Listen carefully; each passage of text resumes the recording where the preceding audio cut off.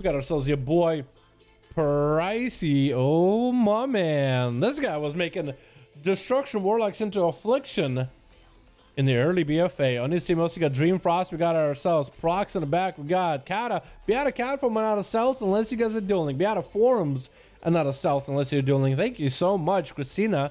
Gonna be first up as a Feral versus the Wolf, the Marksman Hunter. Playing it out like a lone wolf. A lone orcish wolf by himself versus the cat. On his team, we got ourselves Krakow. We got ourselves Ilarin. We got ourselves Telrion and Cow Hands. But yeah, we Lopkin. Or like Cow Paws. Close enough. Cow Hands. I like the name Cow Hands because it makes him sound insane. I give these guys like some WWE backstory sometimes. Just at least in my head. His name is Cow Hands because that's all he eats. Like, what's going on? Could be like his name Cow Paws just because, you know, cat and moo and, you know. That's going to be a Freezing Trap on Christina. Is he going to run into it? Scatter Shot, Christina. Next, Freezing Trap could run into it. Is he going to woven around it? That's going to be big damage out of Wolf, though. Big damage to Christina. Trying to pop Barkskin. No wall yet. Christina is going to go for massive heals. Big Rapid Fire does cancel it for a second. Looks like Christina is massively ahead of the Hunter in damage. Hunter, super low in health. Dots are ticking down on him, and Christina just had to survive long enough to let the dots do work. There was some huge damage out of the Marksman for a second. That was a really quick engagement. Like, that duel was really quick. Cowhand's going to be up next, trying to see if he can land a Cyclone onto Christina. Missing the kick, and Cyclone does go through him. Christina without a trinket, by the way, so that actually could put him in a bad situation versus Cowhands is going for big incarnation. Summons Christina Thorns. Decided to use Thorns as the first global while Incarn is up. Maybe he was trying to get Christina not to attack him, but Christina is going to go for Ursul's Vortex. Try to get away from the Cow Man himself. Christina is going to have that great mobility. Is going to be able to get away, though. Cowhands probably should have went for triple Star Surge. Using Thorns as a first global was not the greatest idea, in my opinion. That was a bit of ability damage he just couldn't do. I know what he was trying to do, playing very, very defensive, but man, Thorns being on GCD, that's a bummer. I feel like maybe that should be checking up GCD. Gonna be a big old roar and a badge by Christina. Girl does get out of the badge, is going for a massive heal while Cyclone is on the Feral. Looks like a good recovery for the Boomy though. As he's popping the barrel from just trying to kind of tank through some of this damage. Another Cyclone trying to set up. And no Skull Bash from Christina this time. Does go for a short maim. Just trying to get the dots rolling onto the Boomy.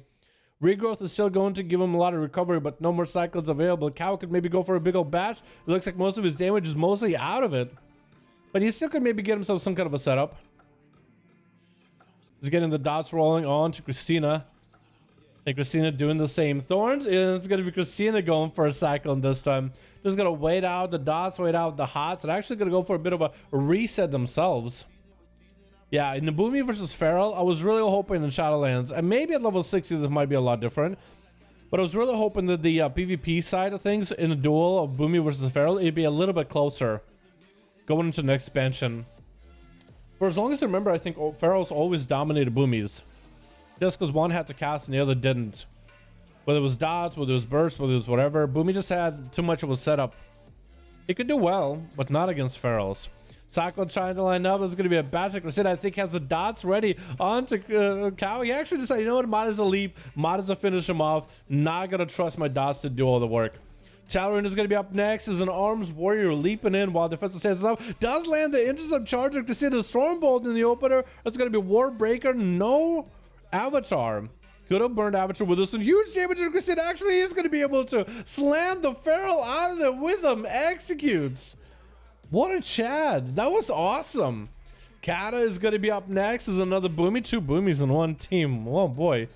Entangled Woods and Dalaran does Blaze Storm out of it just to break out of it for a second. Charging onto Kata. Does drop a roar. That's going to be Zerka's Rage for Dalaran. Just trying to get out of that incapacitation effect. Thorns are up. Does Belf him.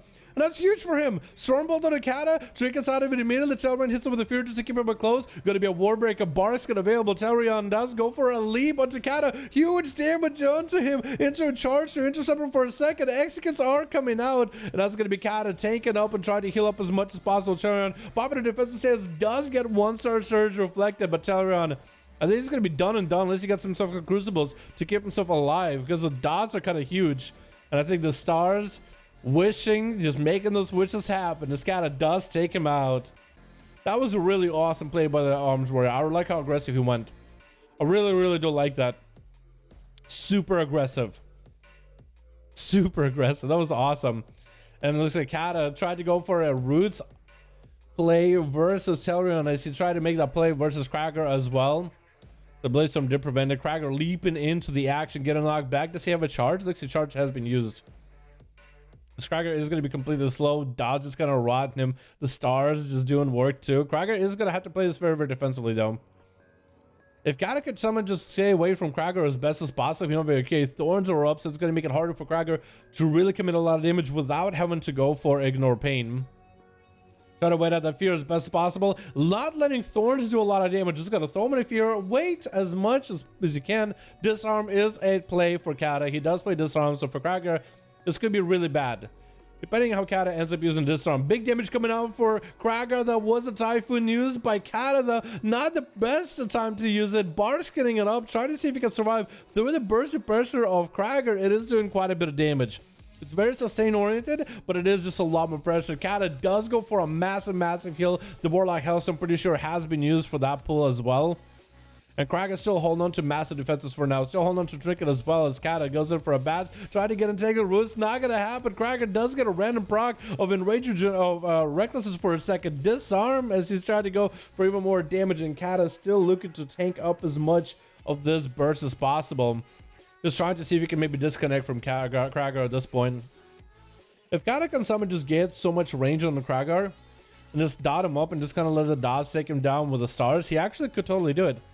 Like, as long as Cracker goes in for a charge, knock him back with a Typhoon right after or something, and then keep him at bay the whole time. Because if he doesn't have a slow Neum, you're always running a little faster. Exactly as what's going on right here. Cracker is trying to rotate with an Azoth shield.